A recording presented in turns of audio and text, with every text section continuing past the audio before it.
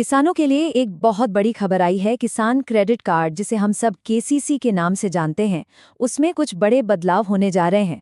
तो सवाल ये है कि आखिर ये बदलाव है क्या और इनसे किसानों को क्या फायदा होगा।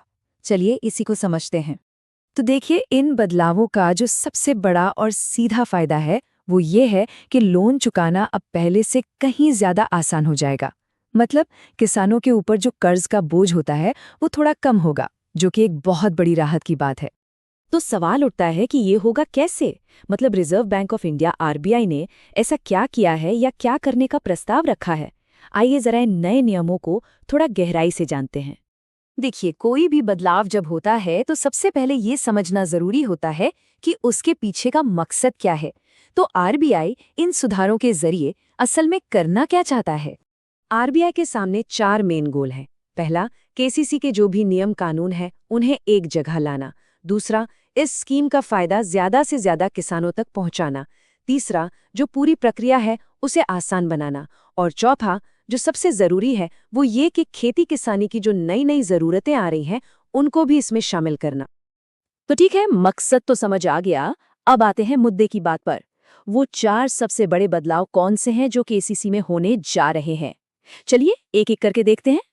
पहला और शायद सबसे अहम बदलाव ये जुड़ा है लोन चुकाने के टाइम से। इसे अब सीधे सीधे फसलों से जोड़ा जा रहा है। अब देखिए होगा क्या कि लोन चुकाने का जो समय है वो फसल के हिसाब से तय होगा। मतलब जो छोटी फसलें हैं जैसे सब्जियां, उनके लिए 12 महीने का टाइम मिलेगा, और जो लंबी फसलें हैं जैसे गन्ना, उनके लिए 18 महीने तक का समय होगा।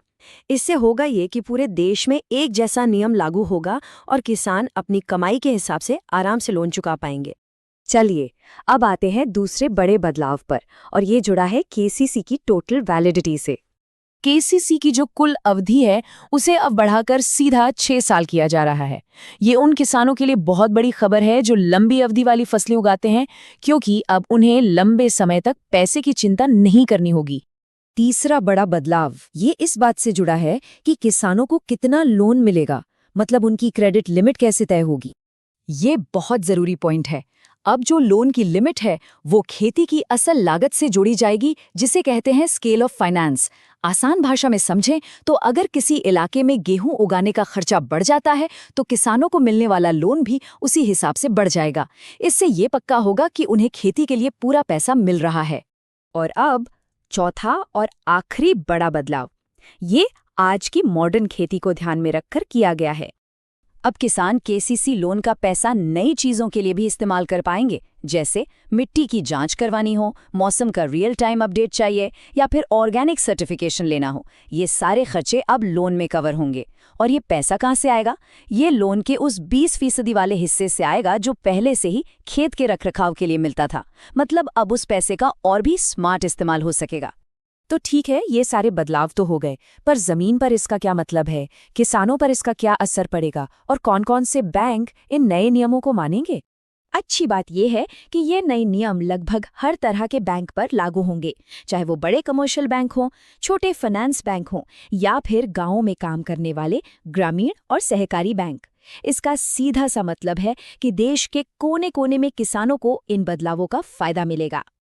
तो कुल मिलाकर इन सारे बदलावों का मकसद क्या है? मकसद है किसानों को ज्यादा फ्लेक्सिबल और उनकी ज़रूरत के हिसाब से लोन देना। उम्मीद यही है कि इससे न सिर्फ किसानों की माली हालत सुधरेगी, बल्कि पूरे एग्रीकल्चर सेक्टर की प्रोडक्टिविटी भी बढ़ेगी। यहाँ एक बात समझना ज़रूरी है कि ये सब अभी सिर्फ प्रस्ताव है, मतलब ड्राफ्ट गाइडलाइंस हैं। तो अब आगे क्या होगा? ये रही पूरी टाइमलाइन। 6 फरवरी 2026 को आरबीआई ने कहा कि वो नियमों को रिव्यू करेंगे। 12 फरवरी को ये ड्राफ्ट सबके सामने रखा गया, और सबसे जरूरी तारीख है 6 मार्च। इस तारीख तक आम लोग और इस मामले से जुड़े सभी लोग अपने सुझाव दे सकते हैं। इन सुझावों के बाद ही कोई आखिरी फैसला लिया जाएगा। तो आखिर में सबसे बड़ा सवाल यही बचता है, क्या ये सुधार सच में भारतीय खेती किसानी को एक नई दिशा दे पाएंगे? खैर, इसका जवाब तो वक्त ही देगा, लेकिन इतना तो तय है कि ये एक बहुत बड़ी और पॉजिटिव पहल है। अब देखना ये होगा कि जमीन पर इसका असर कितना गहरा होता है।